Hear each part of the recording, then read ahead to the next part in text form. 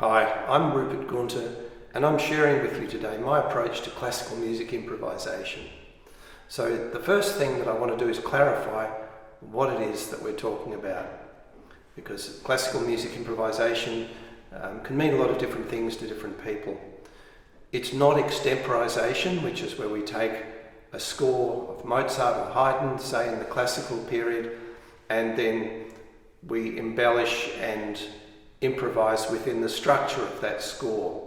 What we're talking about here today is improvisation where we as the artist are painting onto a blank canvas, just like a painter paints pictures onto a blank canvas. So it's entirely our own work. Now, a lot of you probably, like I felt also at certain stages in my musical development, I can't do that, or I don't know what to do. And so I hope today's presentation lets you have a different experience, a different perception of that. So the first thing is that we need to know what to do to improvise, even though it's completely spontaneous and we'll find all sorts of things occur that we hadn't thought of before in terms of musical ideas and the sorts of sounds we're making and the modes of expression. We do need to know what we're doing.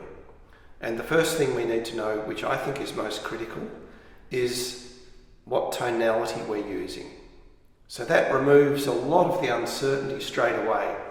So the most obvious thing is it major or minor that we want to use? So if we're using a major tonality, let's take D major.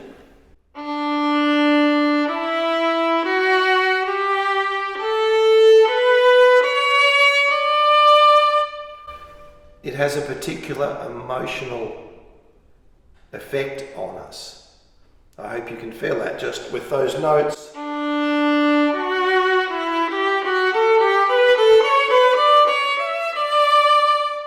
It has a very particular emotional structure and feeling for us inwardly. In contrast, if I played a D natural minor,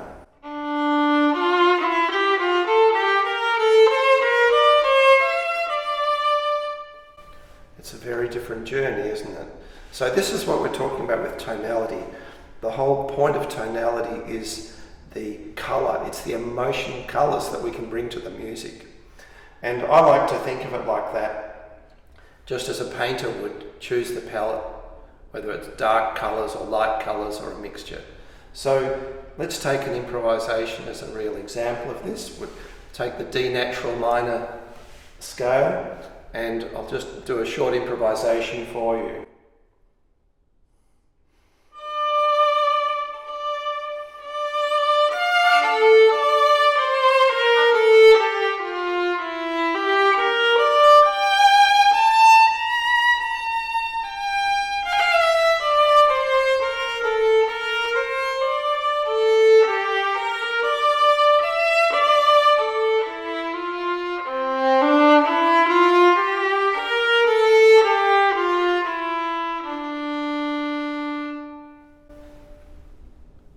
Very different from if I took a major scale, D major scale, and used that for the improvisation.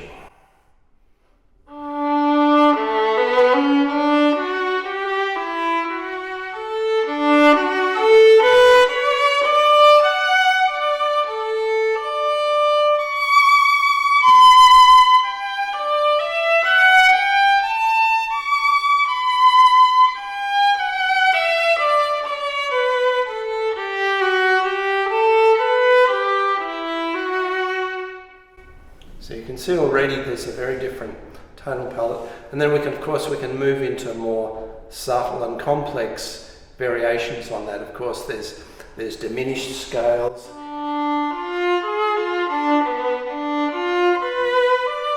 There's whole tone scales.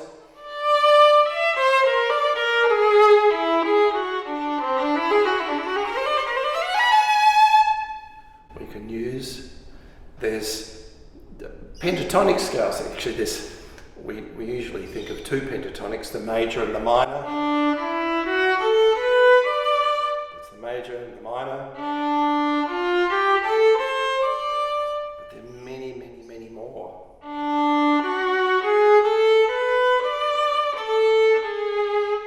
And they all bring their own particular emotional language and colour to the music that we would be improvising. So I hope you can see that the spectrum of tonality, or the parameter of tonality, as I like to call it, is something which really is an incredibly rich part of any improvisation. But the great thing about it is then we know what we're doing. So we're not completely at sea. We know, well, I'm using a Lydian mode in D, or such choices. The next thing we need to look at is the whole approach of the meter of the music, the metrical aspect, how the music moves.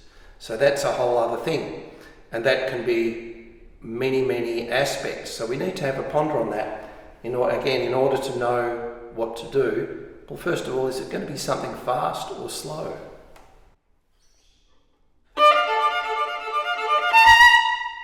Or is it going to be something more?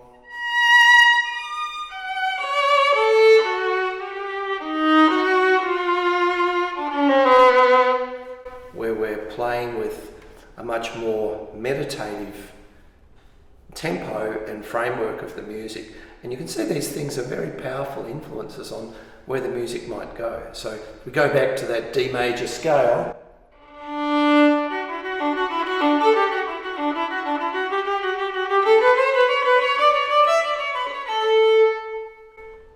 we've got the D major scale,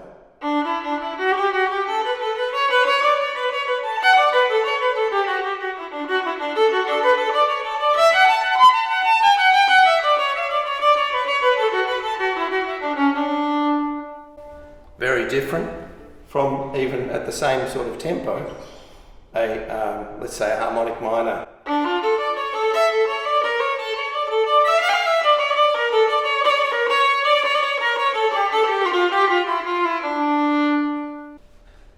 So the meter, the tempo, very important part. Is that all? No, there's a lot more to meter than that. Some of the things that you might like to explore with your improvisation are, is it accented? Is it very rhythmic? So is it something like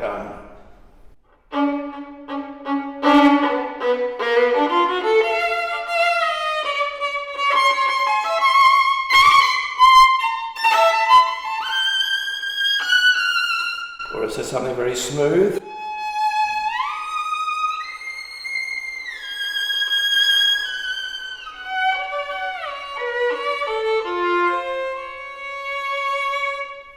And I'm using a free tonality, of course, in this. I'm no longer sticking to a known scale. But the point is that it's a movement, such a powerful part of the storytelling, which is what music is. Music's storytelling. And the other thing we can look at with that is, does it have any timing at all? Does it have any tempo or beat at all? And I'll use an example from an influence in some traditional Japanese music, but it could just as easily be adapted to a Western palette. This is a way of playing without any discernible, consistent beat.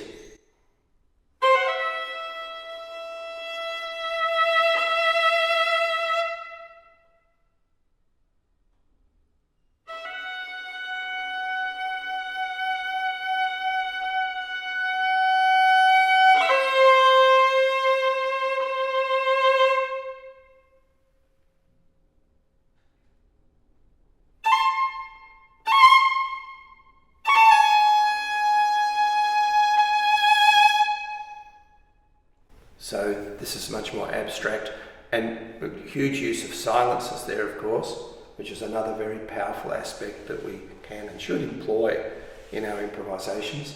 I think, what if we had a drone?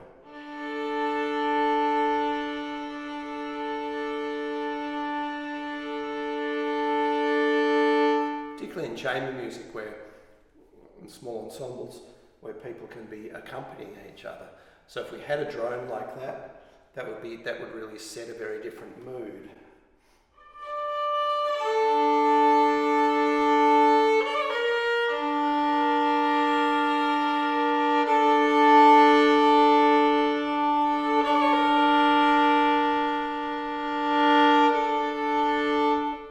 So these are ways that we can control, in other words, know what to do